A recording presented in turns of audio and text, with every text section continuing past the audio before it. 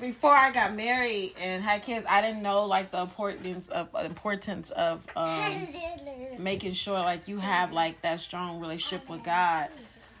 I like sometimes I have to find myself like, just close myself out from like the kids and even my husband and go in a room, close the door, and sometimes just pray and like, cause it's a lot. It becomes a lot sometimes. And yeah, I will go in my room and pray, or I'll read like them little what are those things in the Bible app? Oh, the plans. Yeah, the plans. I'll read like the different plans about motherhood and marriage, and like that really helps me too.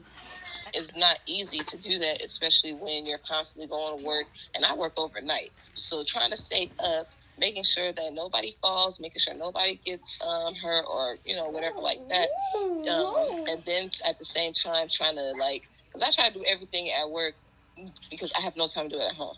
So like I try to do my push-ups there, or I try to read my Bible there, and it doesn't get done because somebody is in need of something. Somebody has to have something. So it's really hard to try to flip the switch like this. Watch me flip the switch like this. Raised from the grave, time to wake up. Active in my faith, time to stay up. Watch me flip the switch like this. Watch me flip the switch like this. Alright, so good morning. Good morning to everybody. Yo, what up? What up? So listen, let me put this disclaimer out there for all of our listeners today. We have kids, okay? Yeah. And they are awake. We don't have babysitters. We don't have daycare, none of that stuff. So if you hear any type of blippy noises, cocoa melon, kids in the background, anything like that. Wait. What's a cocoa melon? I know blippy. You don't know cocoa melon? How are you a parent and don't know about cocoa melon? What is that? Dude, you gotta go on YouTube. It's on YouTube, bro. It's a what? It's on YouTube. Oh shoot. YouTube taking over for the kids. Bruh, cocoa melon was our thing before cocoa melon was our thing before Blippy was. My oldest son was all in love with cocoa melon. Then he left cocoa melon. That is. And I think it was in the order of Mickey Mouse and all that stuff, then Cocoa Melon to Blippy. Now it's between Blippy and Cocoa Melon and whatever else he'll watch. What is Cocoa Melon? Cocoa Melon is a person? No, it's they have some things on there that's educational. But then they also have like songs and lullabies on there too. It's actually pretty interesting. I mean, you can find kind of a little bit of everything, but it's definitely for toddlers. Oh, okay. Hi, sweetheart. So, yeah. So that's Cocoa Melon. Yeah, we won't need no more extra songs. So listen. Man, I need to turn this thing on. I forgot. My bad, y'all. What happened? No, I have my ringer on, so the text message that came through on my family text thread, it rung. So yeah, my bad. Didn't hear. But so listen, we do random opinion. Y'all already know this. But first, I want to actually do this in reverse. I want to do the highlight first. And I actually changed up the highlight. I forgot that I changed up the highlight, and I forgot to let you know last night when we talked. But the highlight for this week is actually our wives. The reason why I'm saying our wives is because without our wives, this podcast would not be happening right now. Man, nah, I wouldn't be around, bro. Like, our wives help make this thing very much possible. And so I wanted to say thank you guys for, all of your sacrifices and hard work and watching the kids when they wake up before they supposed to. Before, waking up prematurely, or not prematurely. I don't know about y'all kids. I know my kids, they wake up prematurely, like right now. This is before their time. Okay, they wake up, minus my daughter, my kids, my sons, they wake up at least 9 o'clock or later. And they up prematurely. So, honey, thank you for being so awesome, waking up before time, so to speak. Really feel like it's just so I could record the podcast with Dre. Thank you, Aubreny, for letting Dre come record the podcast with me and make this thing happen. You guys are our highlight for the week. Like, not just because it's motherhood or because it's Mother's Day or after Mother's Day, but just because you guys help make this thing possible. And anything else that we do outside the house, you guys help make that possible. And let me say this. Let me throw a little bit of an individual highlight in there. My wife, Aubreny Harling, is the most beautiful, compassionate, supportive woman I know. And let me say this. She's also an essential worker. So shout out to all the essential workers that's doing their thing right now. But she is a healthcare provider. So she out here in these streets, you know what I mean? Yeah. Yeah. Mm-hmm. All right, so let's get into this. Let's get into this random opinion. This, ladies and gentlemen, is the very first episode ever, episode 6, with a double random opinion in one episode. This is the double random opinion of the week. So I don't know who want to go first. Well, I can go first. Good morning. Good morning. What's up? Oh, I'm so sleepy. Oh, wait. My bad. Hold on real quick. My God. So, for all of our listeners, I mean, Dre just said his wife's name, but I did not say my wife's name, and I'm sure people that have not seen my social media, they don't know my wife's name. So my wife's name is Jazmine Roberson, and yeah, y'all already heard Dre's wife's name, Aubreny Harling. What's happening, Miss Roberson? Good morning, Jasmine. Good morning, Aubreny. Good morning, everybody. I'm so sleepy. Okay, my random opinion, I posted this on Facebook a while ago, and people was coming for me. Oh, boy. Here we go. My random opinion is Lion King 2 is better than the first Lion King. I almost hung up the phone.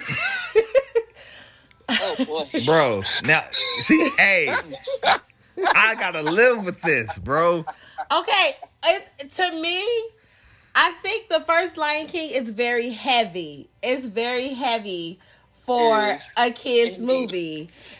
This dude was jealous of his brother, lied to the brother's son, had him thinking he killed his father, killed him, and the way he died was like heavy and very disturbing. Lion King 2 is such a beautiful love story. You know, he was set to, like, you know, set up the father, killed him, fell in love with the daughter. It's just beautiful. I think Lion King 1 shouldn't have been a cartoon. I don't think I should have been that young in the theaters watching something so heavy. So that's my random opinion. The first Lion King taught me about real life, man. You gotta know. Yeah, it does, but it's like I was 4 years old watching that. Like, that's heavy. But you know that family members tend to lie. So you find that out in that kind of movie. And I think it's a good lesson learned because family members are still human. But then I have to find out at 4? But listen, though. But see, this is, oh, man. See, okay, ladies and gentlemen. Even if we move past the emotional part, Lion King 1 got better music, bro. Oh, yeah, it absolutely. Does. It does. Absolutely. It's just better overall, though. Like, oh, man. See, ladies and gentlemen, for those of you that are aspiring to get married, these are the types of disagreements that you have to look forward to. All right. This Lion King 2 was good for what it was. It wasn't. I don't remember it like that, to be honest with you.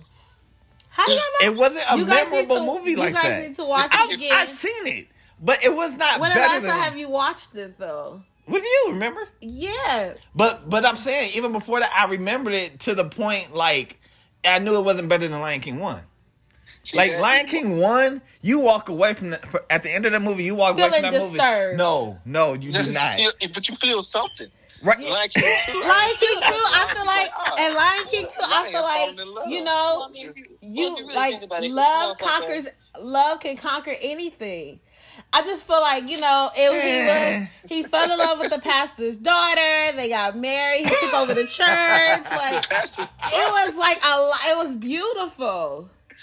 Hey, listen, Lion King 1 is that Scar's son and Simba's daughter had no business dating each other. It was almost on some Romeo and Juliet stuff. Right, for real. But when they did, So they came together, dark. and it worked though. It worked at the end of the day. Oh my goodness! Like, I don't know, because Scar's son mama wasn't feeling it. Why was she so obsessed with this whole situation? That wasn't even Scar's real son. In my opinion, I just feel like, okay, you know, like in real life, like a guy just tell a woman anything and like just to get what he want. It's like that situation. And she just took it and ran with it. It's like, why are you so like obsessed over like this whole Scar situation? That wasn't Scar's son. Well, see, I can't really vouch for it. I don't remember it like that. I just know. Oh, I do. He got scratched and got a scar just like Scar. And you guys should watch it over. You guys should watch it over. I want to see stampedes and hyenas and stuff. See that, and the way he died, it's like that. Okay, that's very. Imagine like just falling to your death like that, and not only was you falling to your death, you was trampled by thousands of what's the antelopes? I think that's what it was. It's real in the jungle. See, I didn't know how real it was in the jungle. Right, but I was 4. Okay, but look. Here is the whole main part of the whole story is all these different events in Lion King 1. It shows us how he becomes the Lion King. I was shook. Yeah, by the time that part came, I was shook. That part came. It did end beautifully. Next year. All I'm saying is, teach us on. All I'm saying is, in real life, you know what I mean? And we can move on to the next one because we could go on for hours on this, okay? So, all I'm saying is, at the end of it, you know what I mean? Whether you want to relate it to real life or just relate it to the story, hi, sweetheart, that you're going to have these different struggles throughout every good movie, okay? Every great movie has some disturbing stuff in it. That's not true. In some way, shape, or form, yes. Because that's what makes it memorable, that emotional attachment you have to exactly. It put out the emotion. Right. All right, go ahead, Bree. What you got? I'm sure everybody has common sense with this one, so we could just move on after that. We could just be like, yeah, I feel that. Yeah. So mushrooms and olives are overrated. Wait, what? Mushrooms and olives are overrated. I can eat olives from a can. Nah, I can't go that far. That's my wife. But what you mean though? Like not put it in your food? I mean what I mean. If you okay eating a fungus, those are funguses. Why you got to look at it like that though? Because that's what it is. The nasty looking. I can say mushrooms. Disgusting. Bro, there is a way that they can be sauteed, that they can be. Exactly. Yes. Oh, preach, bro. Preach. Yes. Wow. No. Preach. Disgusting. I sauteed them and how do I make it? And my shrimps with some mushrooms, some bell peppers, garlic, cilantro. What is it, bro? No. Bro, I'm with you on olives though. Hey, Dre. Yeah. Did you know about this random opinion before now? Yeah. I needed a heads up. I'm like you. I wanted to hang up the phone just now. Olives are good. I am a very picky eater. It's like I eat like 10 things in the whole world and that's it. Olives is good in a Subway sandwich. And olives is on that list? Yes, I can eat like for instance, like my mom, like whatever she used for olives, like I used to go in the refrigerator and shake some in my hand and eat it like that. Ooh, black olives only. Black olives only. Hey, black olives are bomb like and that. And that's the worst ones. What? The green ones back in my like drinking when I used to when I used to like drink alcohol, like those green ones were disgusting. Like in the certain drinks, those are disgusting. The green ones don't even look good. Right, yeah. The green ones, the black ones, the purple ones, they're all disgusting. So it's fine. It's perfectly fine. So clearly, none of us have common sense except I see. I'm highly disappointed in all of you. Man, especially the way your dad makes them. The way your dad makes I don't care how my dad makes them. So what? Wait a minute. your dad makes mushrooms? And they be fire too. He has No, he a don't special make 'em. saute recipe, and they be fire. They are And how did you? disgusting. You know what? We are not going to spend 20 minutes on this subject because this don't make sense. Listening audience, my oldest son has made a cameo appearance, vocally speaking. He decided to come in here and come hang out with us and his sister. Don't know why really when he has a nice TV with Blippi going on in his room and his brother, but hey, you know, it is what it is. What's up, son? You want to say hi? Say hi.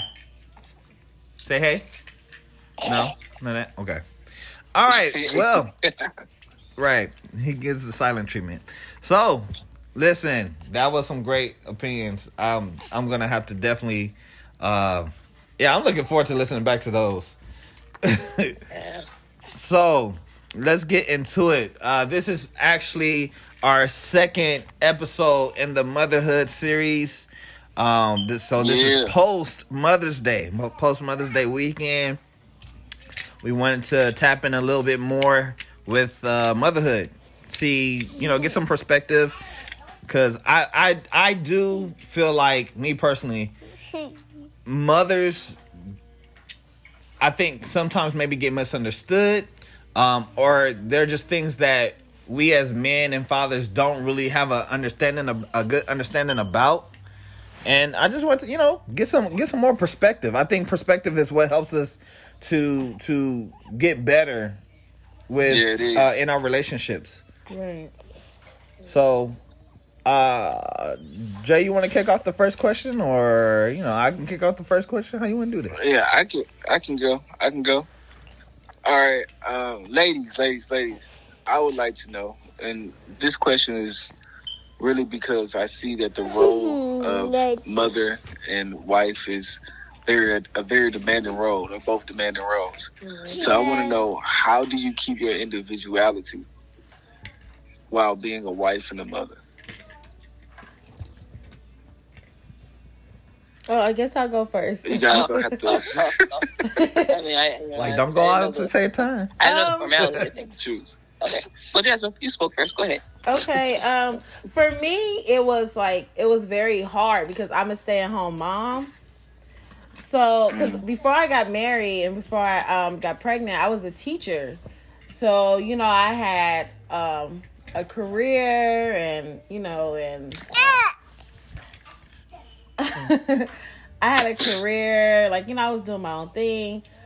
I had to really find something. I knew once I had kids that I didn't want to put them in daycare, especially being that my mom had the daycare and we moved over an hour away from her, and my husband, he worked where we live.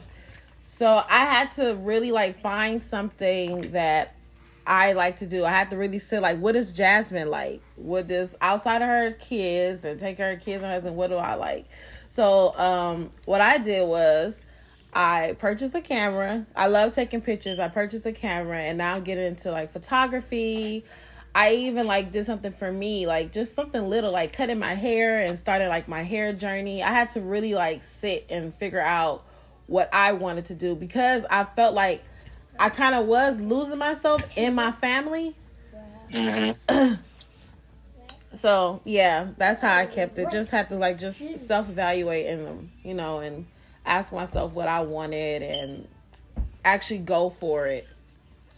I got a question to kind of follow up behind that real quick. What is the liberation with the hair journey? I see women when they cut their hair, it's life is changed. So this night, I was really just frustrated. I was washing my hair, and part of my hair knotted up, and I'm oh my God. So what I did was, literally while the soap was still in my hair, I had to hop out the shower and I just started cutting, and it felt so good. It felt so good.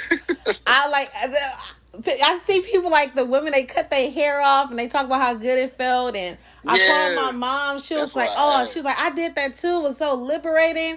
I'm yeah, that's exactly how it felt. So right now, I really don't care how I look, but I always want to start my hair journey. I have a daughter, and I want her to love her natural hair. So I told myself Right. I'm not gonna put any more like weaves in my hair or anything like that. Like, so I was like, okay, this is a start to start my hair from scratch and like get it healthy and all that. So yeah. That's what's up. That's dope. That's dope. Yeah. I agree with that too, because I too recently cut my hair, so it's like but more so because my hair is just breaking off. Because as my husband stated, being an essential worker is very stressful, especially when you have to constantly when you have to constantly be checked for temperature, have to wear a mask, you have to change your clothes every time you leave out the residence room and things like that. So all that just puts a weight on you, and then when you have other coworkers that don't take the job seriously, and then there's more work on you, and it's just almost like, I'm not gonna put myself, below for the sake of the job. Granted, I do love what I do. I mean, crying out loud, I plan to go to school to be an RN. So like that's where I want to do. So as far as individuality goes, my career in helping people in the healthcare field is where I keep the balance, because I naturally care for people. I mean, mother of two, and just having to make sure that they're okay, that I lose sight of what I need. So like I went on a rampage. I think I probably almost spent. You could probably attest to this, or you could tell me how much I spent. But I think I spent almost $200 ordering a whole bunch of clothes and shoes because I don't have anything. Right. I really Tell me lost about sight it. of taking care of me, and that is really difficult, especially while we're quarantined. I think during this time, it actually forced me to be like, okay, what do you need? The kids got everything. Everybody around you is giving them money. They okay. What do you need? I said, you know what? When I come out of this stupid quarantine, I'm gonna go out. I need some going out clothes. I need something.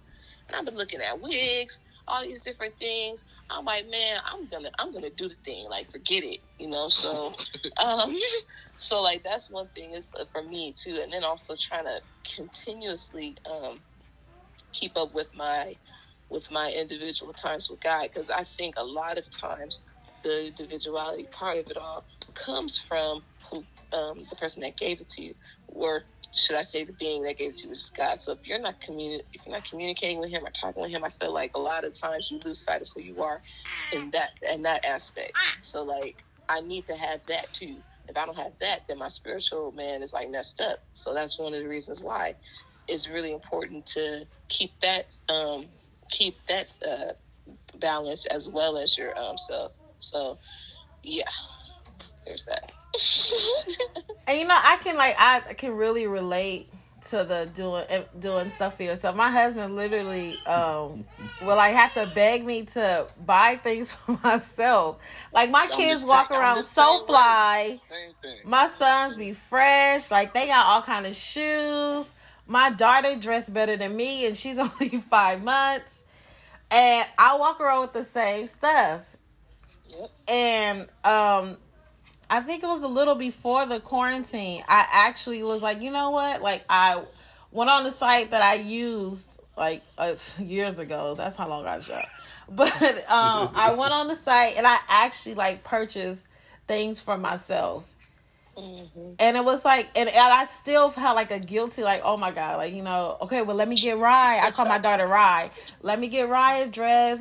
She's going to grow out her clothes really fast. And see, in those moments, I'm like, no, just you. Bro, yeah, that's for him. real. No, this is I don't know how bad it gets for you, but this is how bad it gets for me. To the point that I would be like, oh, babe, maybe for her birthday or just randomly sometimes, I'll give her some money and be like, babe, this is just for you. You know what I'm saying? I love you. I care about you. You know what I mean? Like, I appreciate you, blah, blah, blah. I'll give her some money and be like, this is just for you. And it's like crazy how I have to tell her, don't spend it on the kids.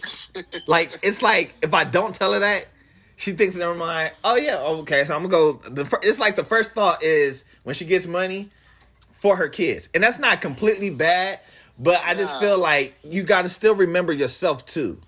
You know what I mean? But it's like, dang, I bought some stuff now, some little dresses. I mean, yeah, I'm proud of her. You know, when she started getting online, she's like, "Oh, babe, I bought this for myself." I'm like, "Oh, look at you, girl. That's what I'm talking about." And then I'm excited to see it. You know what I'm saying? But it's I guess I'm dang, a firm believer in like your kids should look better than you, but I think I took it too far. It's like, yeah, but you don't walk around looking crazy though. Exactly. That's what I'm saying. Like they're a product of you. Right. Like, what? But I will say this too, and that's another thing. Like, if I do get money, like a lot of it goes to food. Like that seems to be the easiest thing to, I guess, console me is food. But then I have to look at my weight, and I'm like, yeah, that's not good either. So I have to figure out how can I help? How can I do this in a healthy way without blowing myself up and without making myself look all crazy? I have to find a balance. So I know food was a major part. And going to the grocery store, I found it comforting going to the grocery store. Like I would spend $200-$300 at the grocery store before I spend $200 or $300 on myself for clothes. And when I noticed that, I was like, "Ooh, that's yeah, that's not good. Like, not good at all." So like, there has to be a balance in that. Okay, I got a I do have and disclaimer, real quick. Now our children are awake. Hey, question. I got a question for y'all. See, this is where. See, this is why me and Dre go to the car for these recordings. Nah, but I do have a question, and Aubreny, you can go first because my wife had to go handle the kids. She had to go regulate. So. My question is though, in the process of you guys, I don't want to say you guys losing yourself, but like kind of where you guys were kind of dealing with that sense of identity and taking care of self. Like what helped you guys to maintain, I don't want to say a level of sanity, but like what helped you guys to maintain yourself as much as you could? Like what, like, you know what I'm saying? Like you didn't completely lose yourself, but you guys were basically saying like you kind of felt like you were giving up, I guess maybe more than what you guys should have. If I don't know if that's right. In regards to you guys' identity, well, you guys kind of were giving up so much of yourselves to where it kind of felt like you guys were starting to lose yourself. So what helped you guys to kind of like maintain the amount, so to speak, that you guys did maintain so that you could, you know, get to the point of, you know, oh, cutting my hair, or, oh, you know what, I need to go do this, and, you know, and to be able to get to that point of realizing what you need for you? Well, I think I kind of answered it in the first question. But for me, I feel like the relationship with me praying and really trying to meditate with God is very essential to me, because I feel like the sanity part of it is how you can remain sane, is knowing that your spiritual man is being fed. Now, granted, I'm still in the beginning process of, you know, feeding that spirit man. It's not easy to do that, especially when you're constantly going to work, and I work overnight. So trying to stay up, making sure that nobody falls, making sure nobody gets hurt or, you know, whatever like that. And then at the same time trying to, like, because I try to do everything at work because I have no time to do it at home. So, like, I try to do my push-ups there, or I try to read my Bible there, and it doesn't get done because somebody is in need of something. Somebody has to have something. So it's really hard to try to, okay, son. So it's really hard to really get, really try and continuously do that. But I feel like just me having like a mustard seed of that is what keeps me sane. And then on top of that too, me and DeAndre, we talk about everything. So like, I feel like communication within the spouse. I mean, not that everyone has to do it this way, but I feel like, you know, having that open conversation just about what's going on and just about what to do, I feel like that's another way, because you can't keep that stuff bottled in, because that's how you go crazy. If you don't talk about the things that bother you, if you don't talk about the things that gets you to a breaking point, I feel like that's the main important thing of that, is having that open communication, at least for me.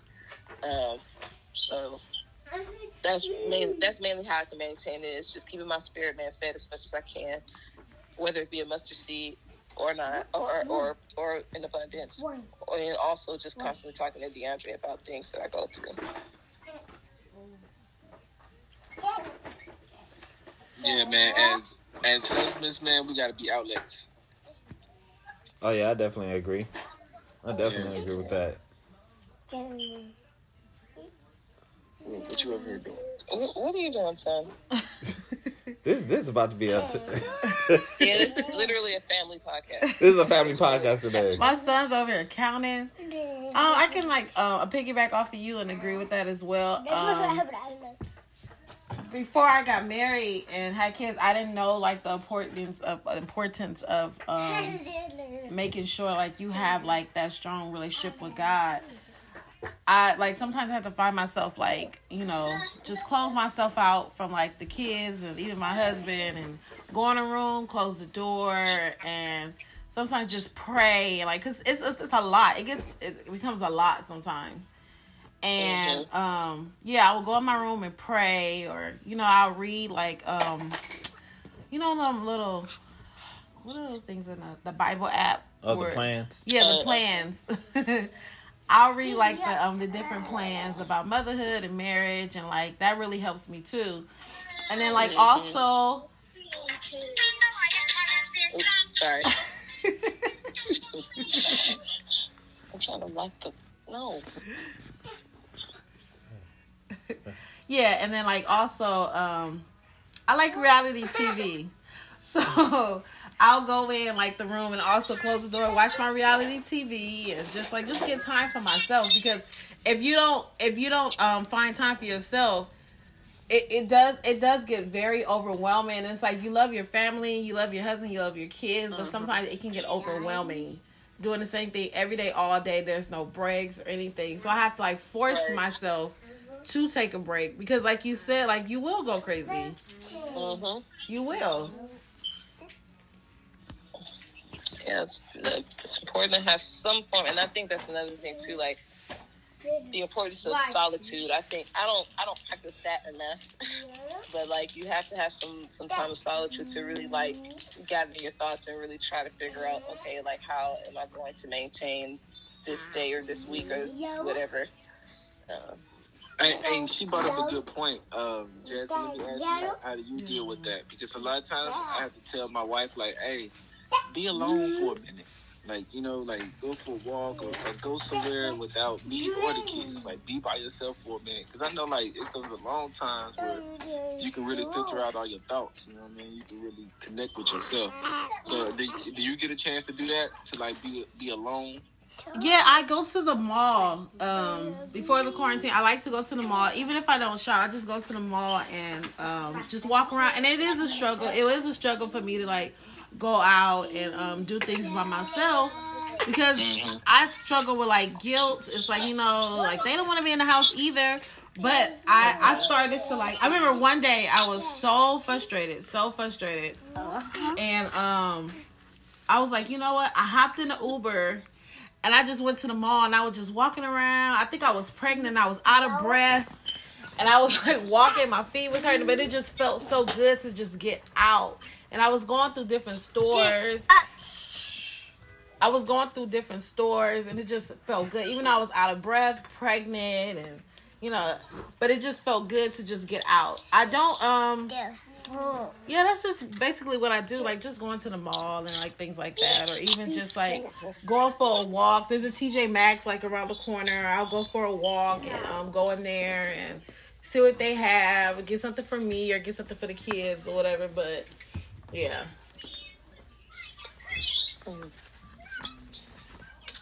Hello? Oh, I think the phone. Oh, okay. I thought I didn't break up. Nah, we still here. No, we're here. My apologies for that part. I had to switch the location of the phone. But anyways, so I'm glad you guys mentioned that, because I do think that there are probably more mothers than not that maybe struggle with that to some degree, whether it's whether it's getting some alone time so they can just have some me time, and me time, self-care basically is very important. Self-care is very important, because if you don't take care of yourself, then at the end of the day, like, you're not going to be any real benefit to your family. And I think that's very important for women, especially mothers, to really understand. It's like, you're a benefit to your family, just like men are a benefit to their family. And I think even kids are benefits to their families. But like, if you're not taken care of, if you don't take care of yourself, if you don't have that self-care in your life, then like it's no, I don't want to say it's no point, but just, you know what I'm saying, like, then I think you're doing yourself and your family a disservice. Yeah, you just get that best version of you. Right, there is, yeah. Wait, say that one more time. I said, when you don't take care of yourself, you're not the best version of you. Yeah, absolutely. And then you feel better about yourself. Like, there's nothing like going to the nail shop, getting your nails done, getting your eyebrows arched, and just like walking out, like your hair done, and just walking out like feeling good. I think that's a factor too, like, that helps me. It's just like just feeling good, just taking care of yourself. And that was a struggle too. It's like, just go to the nail shop. Just go to the nail shop and just get your nails done, your feet done, and then your eyebrows. Like, Yeah. So I have another question. I'm really curious to see what the answer is to this one. How is it being married to a creative? I'll go first. Wait, and let me add to that before you answer that. How is it being married to, and then how does it affect you as a mother, if at all? And it doesn't necessarily have to be in a negative way, but how does that affect you? Does it affect you in a good way, or mother-wise? Is it, is there like a clash, stuff like that? Like, how does it affect you as being a mother? I think I honestly think that it has its good and bad, like, because you being that supportive wife, you want to make sure that your husband is doing what he needs to affect the world in the best way. But it comes with sacrifice, so that means you're probably going to tend to the kids a little more than you probably are going to have to do more stuff to where you feel like you're doing it by yourself sometimes. And it's not an easy thing, because, like I said, although I understand what you need to do, I would be selfish in getting in the way of that. But at the same time, it's very difficult. Or should I say, it has these difficult moments where you feel like you're by yourself, because the help that and this is in my mind, the help that you believe was promised to you is not being fulfilled. So you're like, I'm doing this alone. Like, this is not what I signed up for. This is like overwhelming, and but then all in the same breath, I know there's going to be a greater outcome. I know this is going to be for the betterment of those that need to hear this, and those that believe in what he's trying to fight for.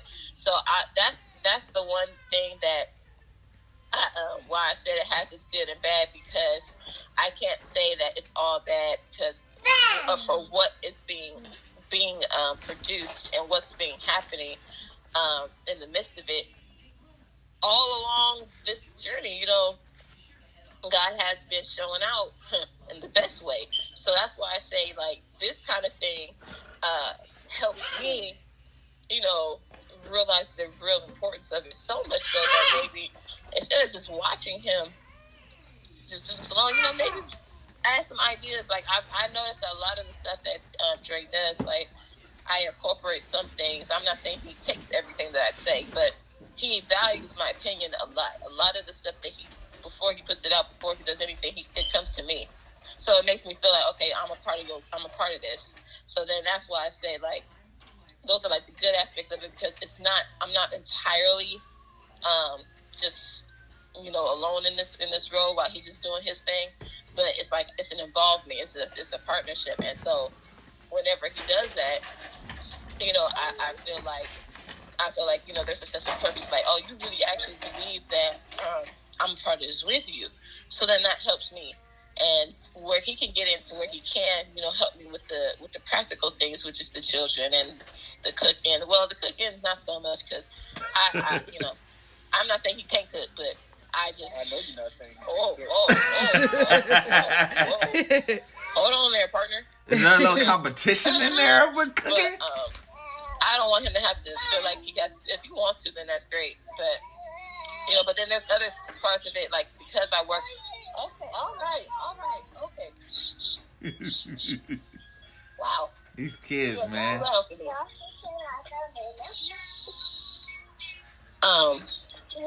So like I said, I work overnight. So when he's off, he does watch the kids while I try to sleep. So it's like there's still some form of okay. Here's where he's showing help here, and here's where he's showing help here, and I have to recognize that and not look at the times where I have to do stuff by myself where he's just absent, and that's not true. So just overall, it's a bit of an experience, but at the end of it all, if you look at the major goal of it, then you'll be able to have a more lax understanding as to why this is important. And that way, because at the end of it, we both gonna benefit. It ain't gonna be him. Me and the kids, we're gonna benefit from it because we believed in his journey and we know where it's gonna go. So I'm very optimistic in that way. So I have to. David. Okay, thank you. But I'm talking. He went to make his vocal cameo. Yeah, basically. I guess the prophet wanted to speak. Anyway, so. Wow. Okay. But yeah, I'm very optimistic in that way, and so that's why I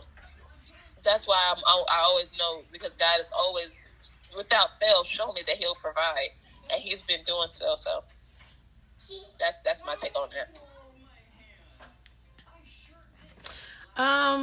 For me, I'm gonna start off with the bad. I think is the financial part of it, because there's been times where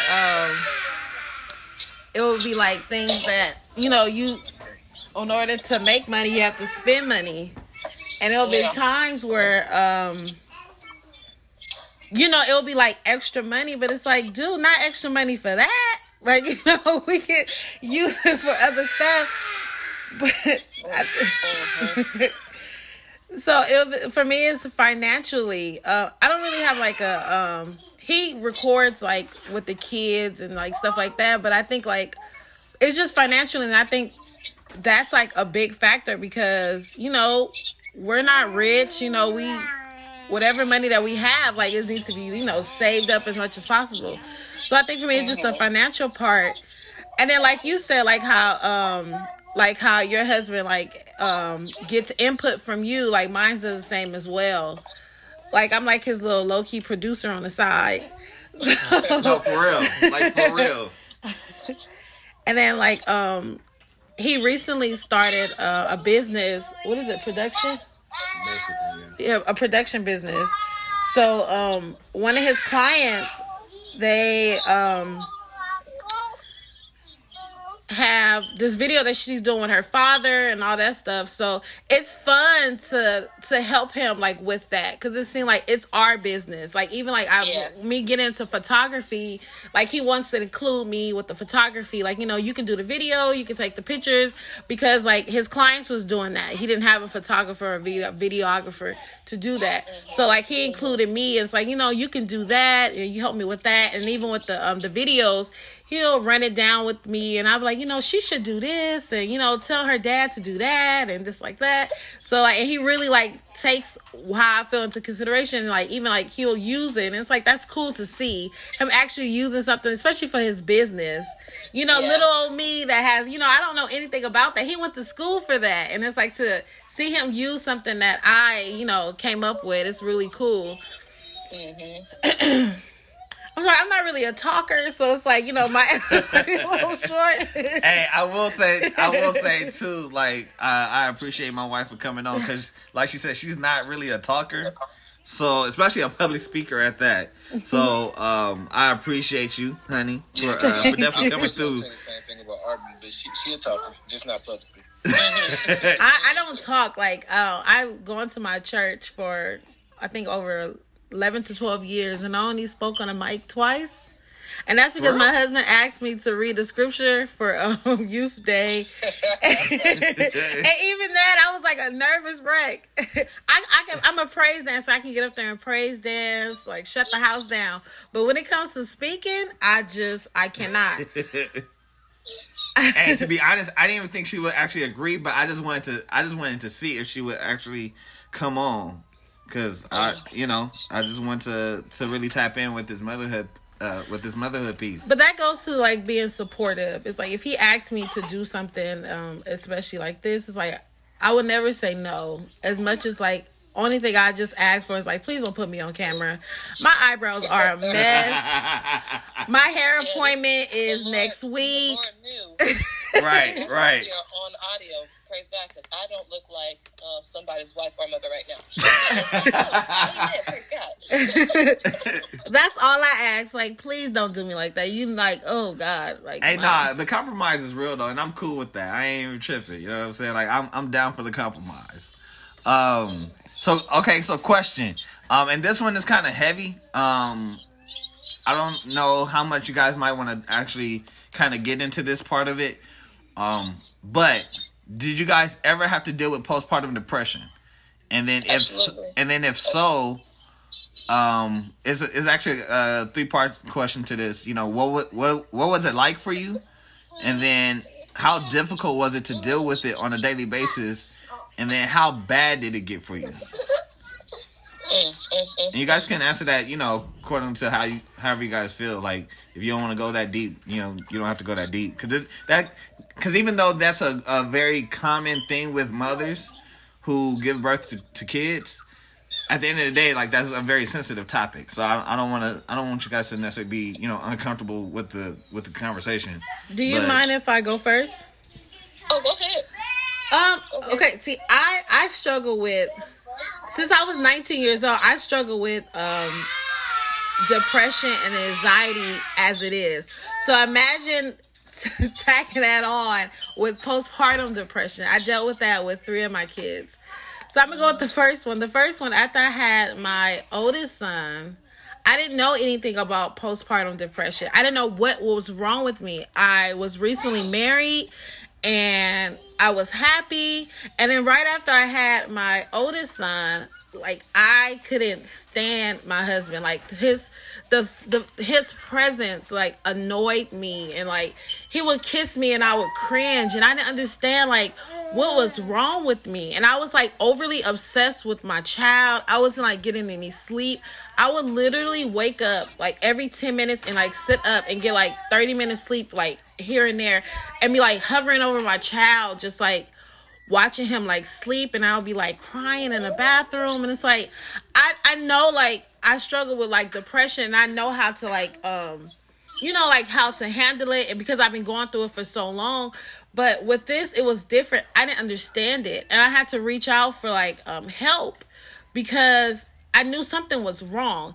And that's when I realized about postpartum depression. And with my second son, it was so bad. My son, he you guys know, but I don't know if anybody else that's listening may know, like, my son almost died at birth. And when he came home from the hospital, he came home at 3 weeks. When he came home, I struggled with it so bad. I remember texting my mom, like, Mom, like, I want to take these pills and I want to end it all. Like, I couldn't see myself, like, moving forward. My only option was to, like, kill myself. And I didn't understand why I felt like that. My baby just came home from the hospital. My oldest son, he just, like, stopped breastfeeding. So that was good. I thought I was going to have to breastfeed 2 kids at once. And I should be happy, but I wasn't. And I didn't understand that. And my mom was like, okay, we need to get you some help. But it's like, no, is everybody, like, hearing? Like, I am about to, like, end it all. Like, y'all not understanding, like, how bad this is. And I remember, like, having, like, really bad thoughts of, like, different things that, I usually don't think. And I knew, like, with my third child, I prayed to God. I was like, Lord, like, I don't want to go through that anymore, because I literally, like, was to the point where I was gonna kill myself. And the only thing that stopped me was really, like, just, like, praying. I remember going in the bathroom, and I had, like, a moment. My bathroom is, like, where I pray and just, like, just let it all out, scream, all of that stuff, like, and talk to God, like, however I want to.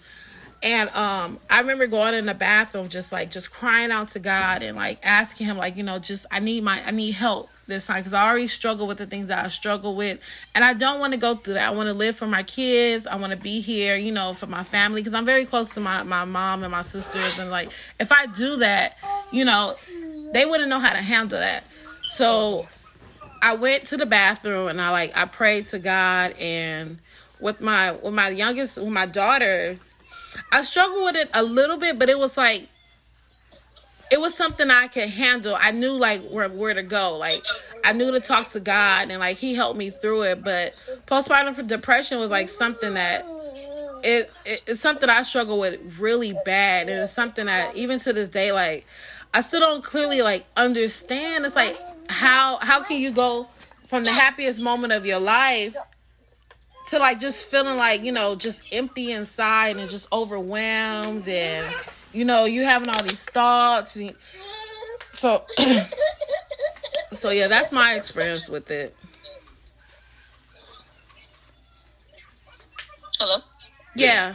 Oh, okay. I didn't know what happened, because my son made some weird horse noise, and so I didn't know if it cut off or not. Sorry. No, it was very real what you said. I appreciate you for sharing that, man. That was it was very real. man. I don't know how I said I wasn't gonna, like, go that deep, because I'm very private, but I feel like, there's moms out there that goes through that, and they need to know they're not alone. Like, it's not. Yeah. And it was like, okay, share part of that. I'm very, very private, but I feel like God led me to share more than I actually wanted to. Mm-hmm. I mean, it's important because, like you said, people out there. I've even watched a docu some years ago before my kids and marriage and stuff, where women had severe postpartum, where they actually wanted to end their children's lives. And so, and a lot of times when I see that, I'm like, how could they just do that? But then, me being ignorant at the time, I didn't realize the severity of how the depression, even in that way, can go, because, their hormones are all out of whack. Right. And so it's just like, they're like, well, the only reason why I'm unhappy is because of you. And then they try and drown their kids and do crazy stuff. And it's just like, man, like, any kind of depression, like, if anybody out there is dealing with any kind of depression, postpartum depression, please make sure you talk to somebody. Don't make it a point where you think you can handle it yourself. It's very serious. And, we're not having this conversation for no reason. It's obviously something that a lot of people, and women especially, go through, especially Black women. We really have to make it a point to staying for our family and for ourselves, because there's a world out there that don't give a crap about none of us, and we have to make that a point. And we're not educated. I noticed, like, in the Black community, we're not educated on things like that the other cultures are. Like, I wasn't taught on, like, postpartum depression. I had never even heard of it. Right. Never heard of it until I had my children. Mm-hmm. So it's like, imagine going through something you don't even have no idea of what it is. Like, that's dangerous. You don't know, like, how to even start. Yeah. When you said that, I never thought about that. Like, there's no postpartum depression coach or nothing like that. Like, nobody sits down with mothers to be like, yo. They have that. I know I had. Matter of fact, that's one of the reasons why I signed up for. I don't know if you are familiar with it, but it's I forgot, but it's through Medi-Cal. And they have somebody come to your house and they check up on you and the kids, and then you answer, like, these questionnaires. Yeah, I did that on purpose because I needed somebody to, make sure that they're asking me the right questions and that they're visiting me in terms of, like, the health of the baby and things like that. So those outlets are out there, but like you said, nobody is telling us Black women where to find these things or how is it available to you. And not to mention, we're not taught that therapy is the best, is one of the good avenues to use. We just think, oh, just toughen up. But it's like, And no, pray we're about still human. it. There's a reason why that these people are out here to get these things done. You know, if you don't know how to talk to God the right way, then you can talk to a professional and then maybe have something, you know, that they might have some tools for you. Then you can be better to talk to God about, or just better to help yourself. So, you know, those resources and outlets are out there. At least if you have Medi-Cal, like, they have those things. Like, they actually have it now. Or I think, DeAndre, you said it when you had a doctor's appointment. They offered therapy sessions. So, like, if you have Medi-Cal, those resources are out there because people are actually sitting around here taking their lives because it's getting too difficult. Right. And, you know, those things are serious. And after this pandemic, people really gonna need it. Yeah, Right, at my right. job, they actually have a hotline for people that, if you're not happy or whatever like that, there's a hotline that you can call. I wish I should have took the number down, but I'm going to get it when I go back to work tomorrow. There's a hotline that you can call if you're feeling, like, depressed or angry, you know, during this time. These things are out there, but because that's not commonly taught to us, we don't think that that's even feasible to get. So... Man, thank y'all for getting real. You know what I mean? Like, oh, well, wait a minute. I just kind of just commented. I didn't really share. Oh, go ahead. My bad. I don't want you to not share. Go ahead. But a lot, almost like what you said. I was a kid that never really dealt with depression. So, like, the most that I've actually dealt with this was when I had my kids. Now, my daughter, I dealt with it in the most common fashion where, like, you know, people thought that they knew more than me, they didn't want me to take care of my daughter, and all this other stuff. So I was, like, upset about that, you know, but I got over it because I know that's not what they're doing. They're trying to help me. But when I had my son, though, that was a whole other can of worms. And we were going through a lot of stuff even before we moved in with my mom. We were going through a lot of stuff. So everything that DeAndre was doing, whether it was for the betterment of our family, it really made me more angry and more upset and more, like, drained and just out of it. I was in my room with that baby all day. And he was a good infant at the time, you know, so he didn't really give me no real blues as to crying or nothing. He was very specific on what he wanted, so thank God on that aspect. Right. But just, like, everything around me was just horrible. Like, everything just didn't seem right, and then everything that he did just wasn't right. And so I was just like, man, like when we lost, like, you can, and you remember, like, when we lost our car the second time. Yeah, because we lost it the first time, but we got it back. But the second time, he was actually okay with losing it, and I almost lost it. I said, how are you okay with that? Like, I was really, like, everything just went from 0 to 100 all the time with me. And I broke down because I was just like, I've allowed a lot of things to consume me and really throw off my mental. And so, dealing with that, I was just like, man, like, this depression right here ain't no joke. And when your hormones are just off, right, it's off. Right. And so, you know, dealing with that with him was really hard, but we got through it, and with a lot of prayer and talks, because I tell you, it was a lot, and it brought attention to my relationship for the first time ever, because I've allowed things to consume me in the worst way, where I didn't realize the help that was being presented to me.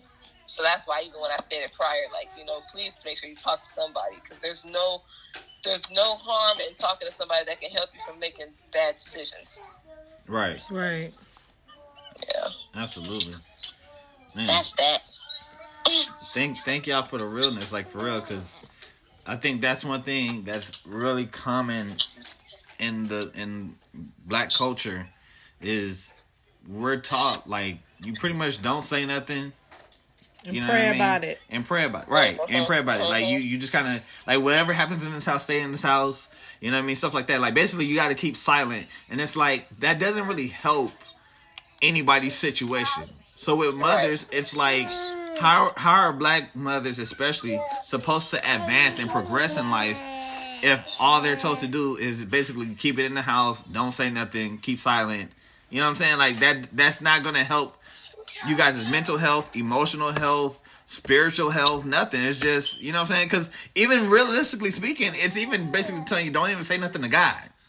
Because it's such a blanket statement. So it's just keep quiet, don't say nothing, woman up, you know what I'm saying, stuff like that. And it's like, wait, I need somebody to talk to. You know what I'm saying? I can't deal with this. We're only built to handle so much before we go into overload, and before that overload becomes stressful and frustrating to the point of, you know what I'm saying, suicide, or, you know, we just learned last week, I think it was the mother that we had on last week, she was saying that I think there was a mother in Florida who had like 5 kids, and basically she went and killed herself because she couldn't, you know what I'm saying? She kids up in a van and drove it to her. Oh, yeah. Yeah, I heard that story. Oh no. So, you know what I'm saying? Like, it's very real, and that's why I'm very grateful, you know what I mean, that you guys shared you guys' story, and you guys didn't really hold back. It was just, let me keep it all the way 100. Like, that's very real. So, whoever's listening that's a mother, you know what I'm saying? Like, I really believe that they were just encouraged just now from listening to you guys' stories. So let's get into a few more things, and then we're gonna let y'all go. I guess we could start with Aubreny. Describe what your best day in motherhood looks like versus your worst day. I guess my best day would be like I wake up at a decent time. I get them fed. I interact with them whenever they're watching like any of the Sesame Street more so for Denai, because she really loves Elmo. Actually, I take that back. She likes Elmo, but she really likes Blippi. So like I try to watch Blippi with her, and even with my son, he's starting to like actually do sing-alongs with the Sesame Street characters, and it's such a joy seeing the development of your kids, because you want to make sure that they're developing at a pace that's comfortable for them, I should say, not my own comfort, because I know I dealt with like trying to figure out with my daughter, because she has a slight delay, so like I want to figure out like how I can help her progress, which in the same boat she's progressing just fine. It's just because it's not at the pace that is common, it makes me have a little slight anxiety in that. But just to even see her actually, like I got so excited when she started talking back to me, because that was always me and my husband's main issue is she's mimicking us, but she's not talking to us. So like whenever I come home, she's like, "Hi, mommy," and I'm like, that just do something. I'm just be like, oh man, like she's actually speaking to us, or she's actually trying to communicate. And I was just like, oh my God, like all of this was not in vain. Her potty training is improving. Like everything to me is just, whenever she makes her accomplishments, or my children make any accomplishment, that's usually the best thing for me, because then it shows I didn't fail them. Yeah. And that what I'm teaching them, whether it's consistent or not, because honestly, I'm not consistent all the time, but when I'm consistent, it pays off. And it's like, it's amazing. My son gets mad at me for trying to feed him. He wants to do it himself. So, okay, well, fine. Handle your business, you gain a little too much weight now. I'm going to have to cut it down some. But, it's just it's such a relief. As far as like worst days, I mean, I don't have too much worst days. Like after those postpartums, I think those are like the major ones for me. But like something that's like minor, like for instance, like if I told you I work overnight, so when I come home, I try to get some sleep. I get home at 7:30, and if he's up at 7:30, I'm not going to sleep. And then that's worse for me, because I'm not charged, and I'm not as proactive with them as I would like, because my sleeping pattern is off. So I can say, like, if I don't get proper sleep, if I don't get any like real recharge, then they lack mommy being more active with them.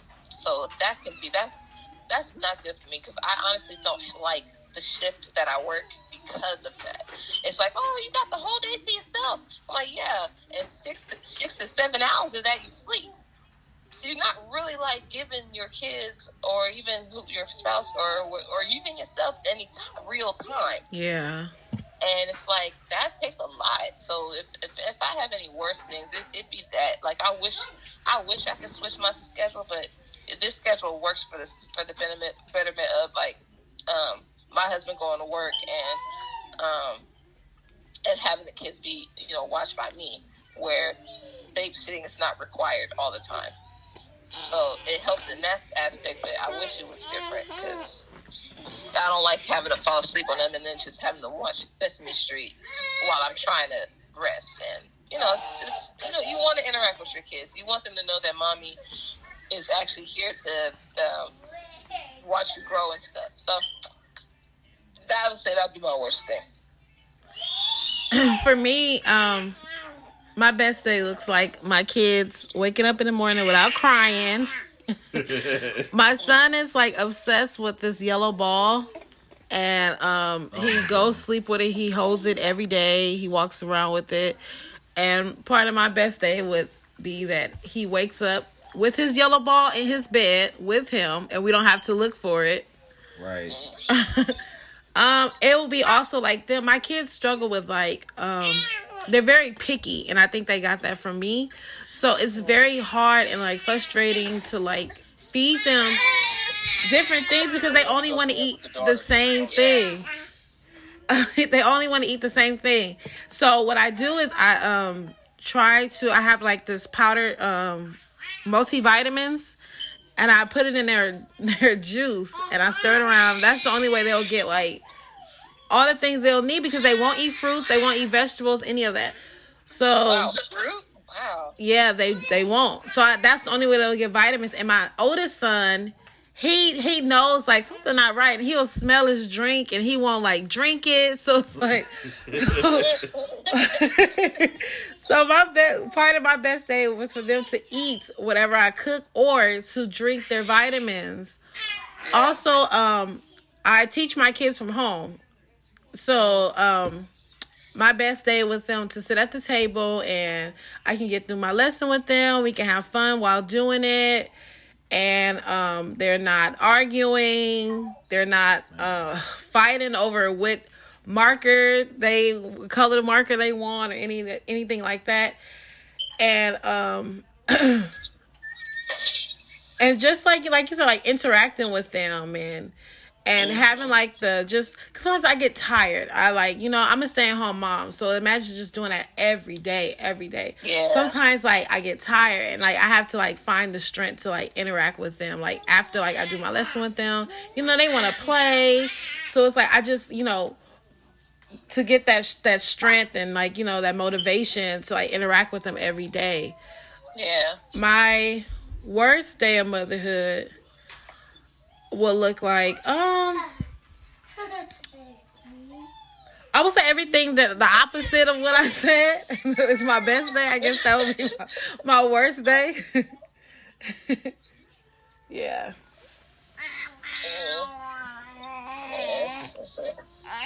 So. Tough thing.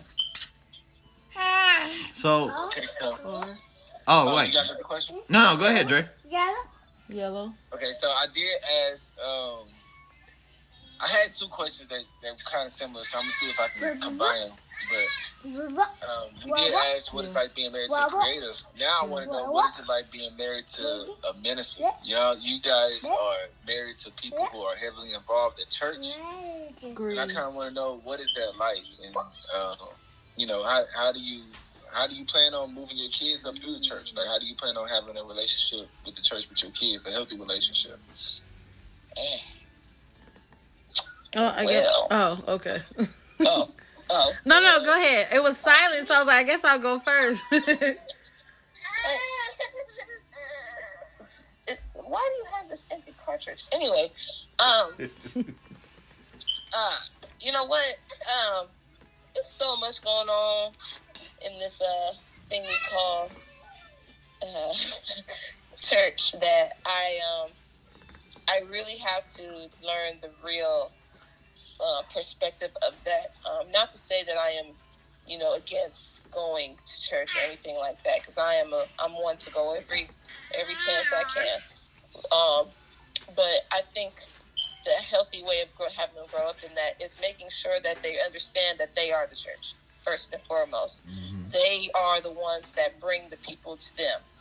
They are the ones that they can be the ones to facilitate any kind of need or help that the person that they're talking to needs. The traditional aspect of things, I feel like, gets in the way of what is really important. And so I want to make sure that that's being exercised first and foremost, because for me, especially as time's go on, because I'm part of the leadership team at my church, and so it's the politics in that, to me, is a little bit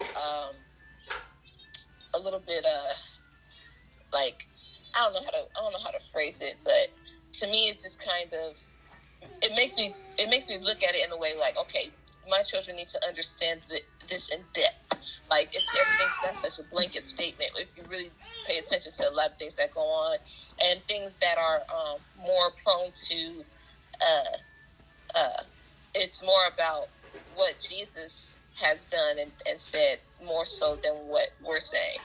So, like, I'm more about, like, making sure that they understand. I'm making sure that they understand the importance of what Jesus said, and in context. Right. And I'm really big on that, because I'm not, like I said, if you're going to church, I am not in no way saying don't go, but understand that if you're going to be an innovator and you're going to be in a leadership role, that you have to make it a point at some point to express to them, hey, well, let's look at it in this way, because this way has not worked for a very long time. Right. And we really want people to come to a place where they're comfortable at being transparent, where they're comfortable at not being shamed at something that God didn't shame them about. You know what I'm saying? It's way deeper than what we've made it to be.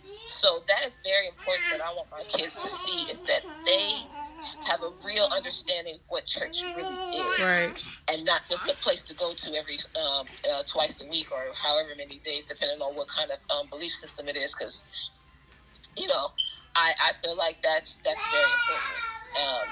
Now, as far as being married to a minister, now it again, same thing with the creative. I feel like it has its ups and downs, because there are so many people that require your husband's attention, both sexes. Right. If I can be honest, there's so many people that require your husband's attention that at the same time, you kind of feel like, I get it, but then at the same time, being that you are a woman, sometimes it's very uncomfortable, because it's like, I understand, but then it's like, okay, here's boundaries. You can't call after 9 o'clock. Right. Like, after that, that's enough. I mean, granted, I understand you're going through something or whatever like that, but that's the part of being respected, because it's more about making sure you understand, yes, he is a minister of God, but you have to know God too.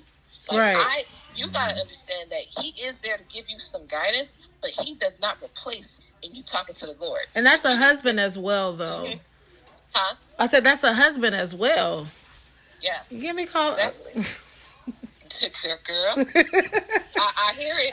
That's what I'm saying. I have to hold back, girl. Oh, Jesus. Okay. That's what I'm saying. You know what I'm saying? And I know that is such an admired role, because when you are a man of faith and you are looked at as having that authority, yes, there are going to be some, lack of a better term, Jezebels coming around, and wanting help, and it may not be the help that they are seeking, and you have to really have to you have to have the discernment who you talk to.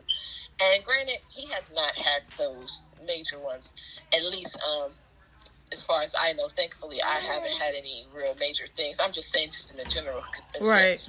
And the people that he talks to, I know. So that's another thing. Like, I know who they are. I know what they need. And sometimes I talk to them if they need help from a woman's perspective. So sometimes, even in that sense, with that, you got to look at it like this. We are one here. Right. Yeah, you're a minister, but I'm a minister too. And so, like, you have to look at it like, if there's something that he can't really answer, then, I develop a relationship with that person, whether male or female, and then we can hash it out in that way. And it's better for my sanity as a woman and a wife, because I have to make sure that boundary and that line is not crossed. Right. So they are all aware, all young and old. Yes, young and old. They are aware. After 9 o'clock, no. And sometimes you have to have boundaries, because some people, at the moment, the intent is never there until the enemy sees that there's room for it. Right. So right. Like, if that boundary is broken, then it's like, oh, okay, cool. They pushed it to 9:30. Okay, let me see what I can do at 9:30. Right. Oh, okay, right. you know what I'm saying? Like, no, right. we're not doing that. So right. It's like 9 o'clock. That's it. I'm sorry. Pray whatever it is. Ask God whatever it is, because that's really the bigger picture here. I'm not here to replace him. I'm just here to get you to him. Right. And as long as you get there, then we're good. So that's my major. Like, I can't stress that enough. That's why I'm so adamant about it, and that's why I'm speaking so strongly about it, because that is what a lot of women, I'm sure, out there, and I know some personally that go through, where they have a husband that's a minister, but he's a little too friendly with the women in his praise team. So you have that boundaries has to be crossed. We are still human at the end of the day, and I can't stress that enough. Like, I really am strongly about that. I don't play with that at all, and so I feel like with that, like I said, me and my husband, we're in a good space. Like I said, I don't think that there's anything going on, because, like I said, I know who he talks to, and we all have conversations with them. And I think when you are like with the creative, when you are involved in their thing, right. you are more effective, and right. you're more about like, oh wow, this is us now. This is an us thing. And when you make it an us thing, you can conquer anything. Yeah. And it's a stronger bonding unit more than whatever's going on. So those are the major things that I pay attention to. And even for my children, like, I want them to realize, like I stated earlier, church is you. You don't go to it, you are it. And you need to recognize when God has called you to be in a higher position within that. So, yeah. For me, it would be just to teach my kids to know God for yourself. You don't need a man standing up there telling you how to have a relationship. Well, not how to have a relationship with God, but telling you what your relationship with God is. Know God for yourself. And I don't want to be the parent. My husband is a minister, and I'm involved in ministry too. But I don't want to be the parent that forces my kids to go to church every Sunday. Forces that. It's like, if my kids want to stay home a Sunday, it's okay. Like, it's okay. And like how you said, like, they are the church. Like, I don't want them. It was a post on Facebook that said, like, you realize that people basically don't really have a relationship with God. They're addicted to church. Yes. And that's good. I don't want my kids to be addicted to church. I want them to be addicted to God. I know that was corny, but no, that's a real statement. Yeah, I want them to be addicted to God, because at the end of the day, the building can't save you. God can. Yep. I can't stress that enough. Yeah, only God can. And I want them to know, like, where your help comes from. Yeah, you can call your pastor and he can pray for you, but I want them to know, like, you can get on your knees, you can go in your prayer closet, and you can pray to God, and it's just as effective as the pastor, you calling the pastor and him praying for you. But as far as like being married to a minister, I don't know if my husband want me to share this story, but I'm gonna share it anyway, because I can really relate to the boundaries. A girl sent him a Facebook message and was like, I need your advice. And for me, you really do gotta have discernment, because to me, like, it was like a clear, like, a woman's intuition.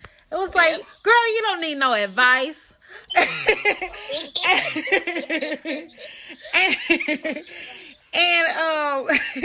she was like asking, like, if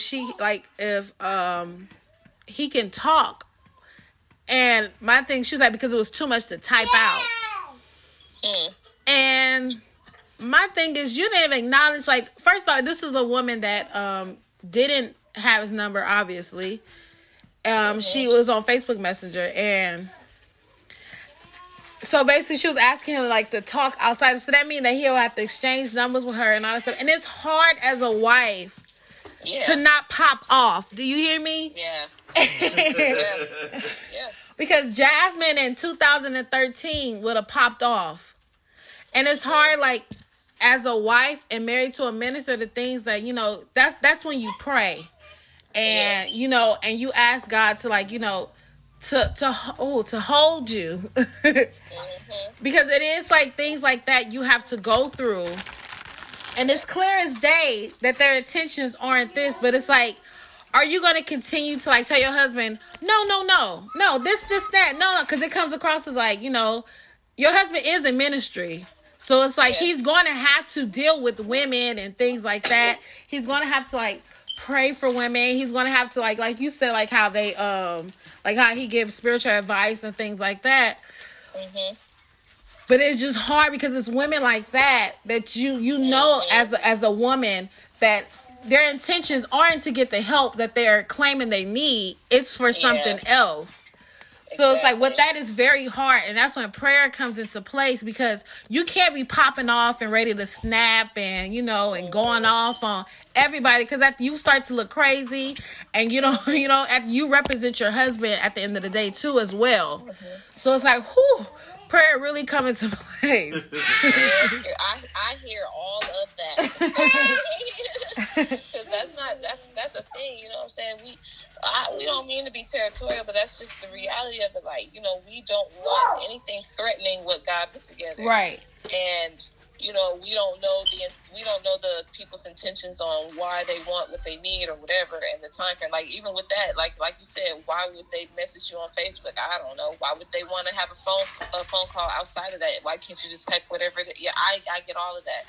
It's just like, you just have to really have the boundaries set. Like, if you are a minister and you are a married man out there, please have boundaries. Right. Like, this is not about, like, controlling or anything like that. It's the respect factor of it all. Right. And that's the important thing. If we need to know that the ministry in your household is first, and then we know that you can be effective elsewhere. And I think that's messed up. Yeah. And that's what makes us comfortable too. It's like to know that, you know, your ministry, like how you said, like your ministry, your home is your first ministry. I don't want to feel like I'm on a back burner, and let me take this phone call. We in the middle of family time, and it's like, let me take this phone call and and do this, that, because you know God. It's like, yeah, I know God, and and I go, God this, God that, but it's like, we have to be taken care of as well. I mean, but that's what God talks about. That's the important thing. If that's not being taken care of, then how can you be effective? So I really take that serious. So yeah, that's I think that sums it up for both of us, I think. Yeah. Now that you both men know, be careful, because there are Jezebels out there. Okay? Right. Amen. Amen. Amen. And disclaimer, I am crazy. So let's not. We don't need that now. Hey, I have to be churchy for a reason. Let's not show the other side of me now. Amen. Hello. Hey, so we at the we at the end of the episode, and we're gonna close out with this question. I think it's a great way to actually close it out, because it's back fully 100% on motherhood, not about wives. I don't think I have enough time for another question, man. I gotta go. Oh man. See, y'all done talk so long, he ain't got time. I'm just playing. All right, well listen. I don't know. I'll figure something out for this question, because I think it's a good question. But listen, thank you guys for coming on the show, being part of this episode. You're with welcome. us. For real. Like, for real. Talk about mothers and wives. They need to hurry up and open these salons up, and then we'll talk about Right, I'll get on camera and all that, but y'all ain't got to do the camera thing. Y'all can just do straight audio. Hey, but no, we'll pray about it. Because I don't talk. This was like the most like and I don't even think I can listen to this podcast after this. I hate how my voice sound. I feel like I sound like I am. My mouth is full of spit. It's just like So this podcast I will not be listening to. All right. Well, listen. For our listening audience, thank you guys for listening, for supporting so far. This is episode 6. Come back next week for episode 7. It's sure to be a good one. I think all we can do is just keep going up from here. I don't think we falling short.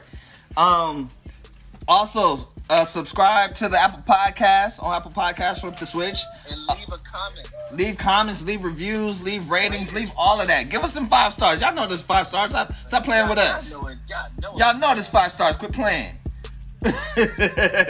Nah, but we appreciate everybody. Again, we appreciate our wives. I don't think I can say that enough. I don't think Dre can mention that enough. Like, listen, thank you guys for coming on.